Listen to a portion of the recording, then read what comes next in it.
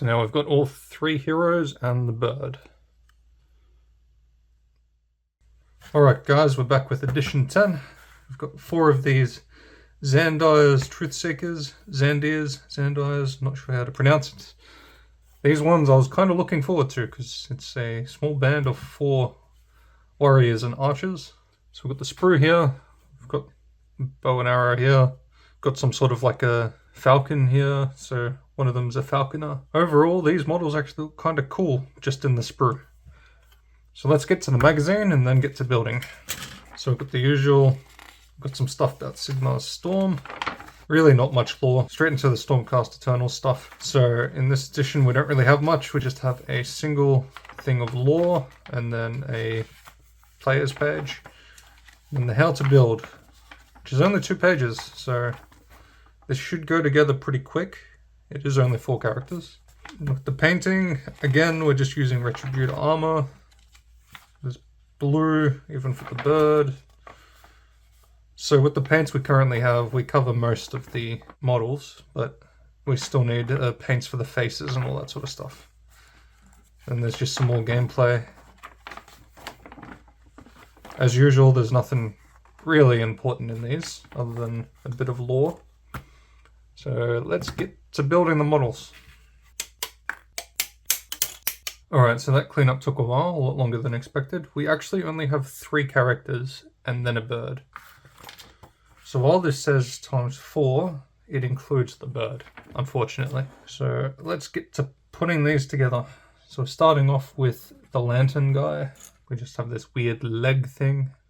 And this isn't exactly a clip-on, but it fits in there. So it sort of just holds it, and then you use number 11 to stick into the back, which I might skip because I would like to be able to paint the cloak. But yeah, that piece sticks in there. This piece gets held on, and then the front piece covers all of that. He gets his little lantern on his hand, and that's the first character done. So that one is the female of the group. So that's the first character done. Second character, Great Hammer. So we've got this guy. So he's got a very interesting face. I do find these models to be a bit weird with the way that they're angled. So they're like angled sideways with the face. So 5 goes in on the back. Not quite sure where. So I've got the head piece put together. We have the arms, which go somewhere. They apparently go on the back somewhere. Okay, so that sort of goes around this whole thing. So that holds in there. So we've got his top torso. You get the legs. That slots in here. But it's sort of in the way of the arms. So I have to try and get the satchel under the... Yeah, I have to get like the satchel under the hammer. Somehow. So I lifted up his arms just to get him in. I don't think they thought too much about this character. There we go. So the arms should hold there. Then the back piece goes on. Which sort of just holds on, and then you use this to stick it into the actual model. So that's just a hold fit, and then this one is what actually brings it together. So I'm not going to close this one fully because I want to be able to paint this separately because there's a whole back piece. I know you're not really going to see that, but I really want to be able to get paint like up in there instead of worrying about it, especially for this piece, because if I can paint that the whole way around, that would be great. And that is that model done. So these ones are a bit complex. They're interesting, but complex. So there's our hammer guy.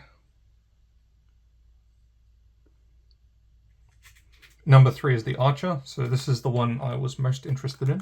So this seems very straightforward. Head goes into the middle one. Again, it's an angled head. Then this goes on the front, locks up into there. So it only fits in from there, and then the rest are just holes. So The leg covers here. This has two hands attached to it, so this piece, this little gauntlet, goes onto the hand here, so that is now a full hand, and then this just attaches in like so. So that makes sense now, if you look at it. But when it doesn't have the bow in it, it looks very stupid. It's like a line dancer. But then when you put the arrow in, the bow and arrow, it all starts to make sense. Now the question is, how do you get it in without breaking it?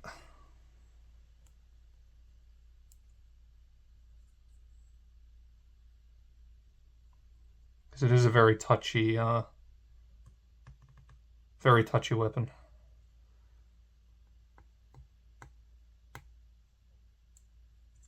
Now this one we're going to fully put together, because I think we can paint around that. I think that's manageable. So that's why that's a bit bent. It's because it fits around the body. I gotta say, that is not a good stance, I don't think. Because if the bow's taut like that, when you release, it's going to go that way. I don't think that's how bowstrings work. I could be wrong, but I'm fairly sure that would release and then turn that way, because this tension would be released and it would go slack. But yeah, there's our archer, who only has one foot peg, because they're apparently in a jump.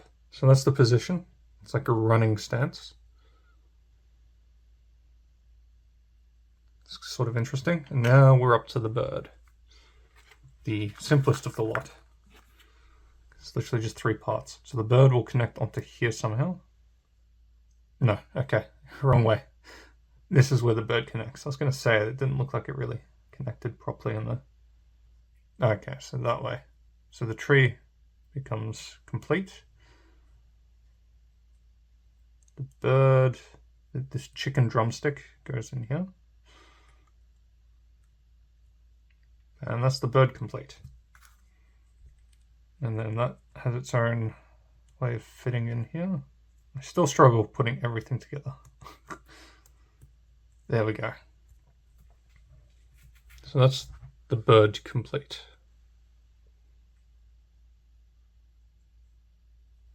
So now we've got all 3 heroes and the bird. So that is the entirety of edition 11. Very nice little detailed models there. So these are Xandire's Truthseekers. So the first one, Kalitha, has the Lantern Astrala. The light from this magic lantern can pierce even the deepest darkness. You've then got Dawes' hammer. So the hammer guy fell a monster with his hammer. And then you've got Luxa, who has a bow that fires blazing arrows of lightning. So apparently these are lightning arrows in here.